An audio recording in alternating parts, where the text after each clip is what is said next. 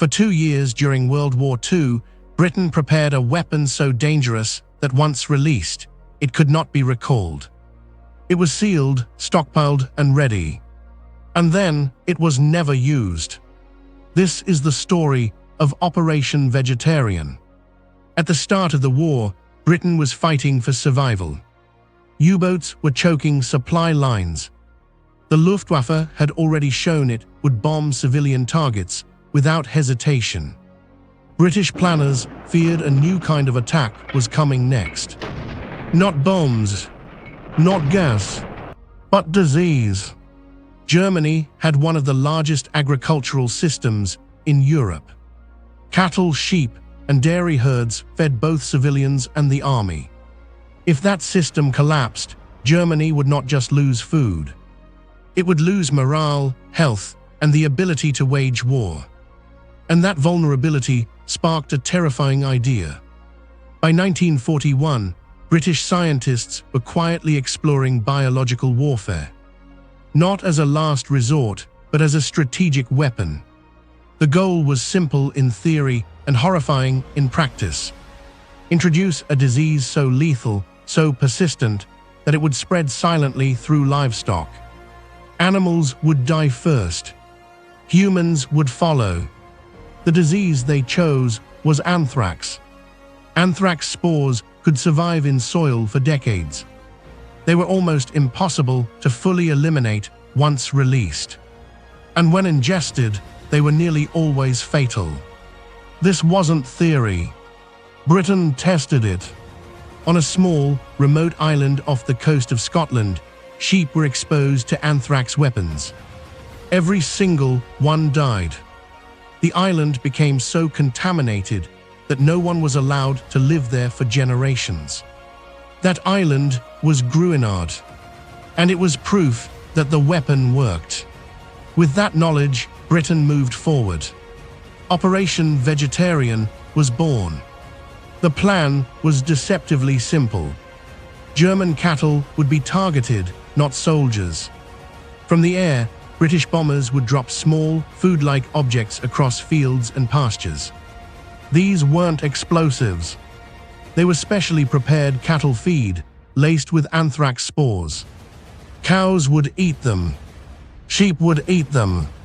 And within days, herds would begin dying in massive numbers. From there, the chain reaction would begin. Dead animals would contaminate the soil.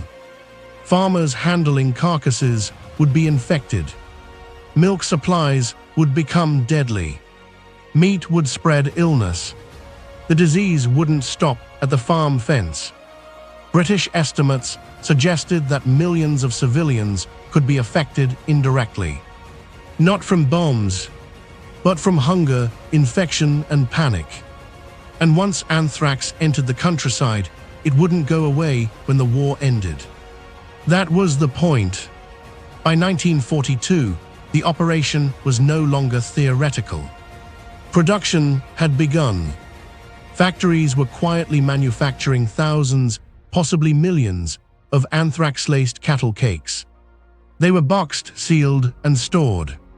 Air crews were trained on how to deploy them. Britain had crossed a line that even chemical weapons hadn't forced yet. But here's the part few people realize. Operation Vegetarian wasn't meant as a desperate last stand. It was scheduled. The plan was to unleash it if Germany invaded Britain or used biological weapons first. But later, the criteria expanded. If the war dragged on too long, if civilian morale in Germany remained strong, if conventional bombing failed to break resistance, vegetarian was on the table. And then something changed. By late 1943, the war looked different. Allied forces were gaining ground. D-Day was being prepared. Victory, while still costly, was no longer unimaginable. And Operation Vegetarian suddenly became a liability. There were serious problems no one could ignore anymore. First, control. Once anthrax was released, there was no way to stop it from spreading beyond Germany. Spores could travel through water, soil, even on the boots of soldiers. Allied troops advancing through Europe could walk straight into contaminated farmland. Liberated civilians could die from a British weapon years after the war ended. Second, retaliation. If Germany confirmed a biological attack, it could respond in kind. No one knew what pathogens they might already be developing. A single anthrax strike could open the door to an uncontrollable biological war. And third, morality. This was not a weapon aimed at armies. It targeted food, civilians, and future generations. British leaders understood something chilling. If Operation Vegetarian worked exactly as planned, it would be impossible to justify afterward. So the crates remained sealed. The planes never carried the payload, and the cattle cakes stayed locked away. By the end of the war, Operation Vegetarian was quietly dismantled. Stockpiles were destroyed. Records were classified. The public was never told how close Britain came to using biological warfare on a continental scale.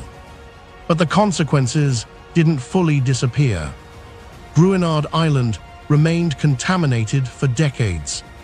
Even long after the war, scientists warned that disturbing the soil could still release deadly spores.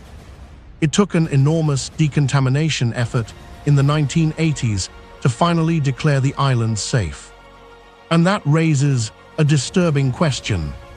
If a single test site remained dangerous for 40 years, what would have happened to Europe? Entire farming regions could have become permanent dead zones. Rivers and groundwater could have carried spores across borders.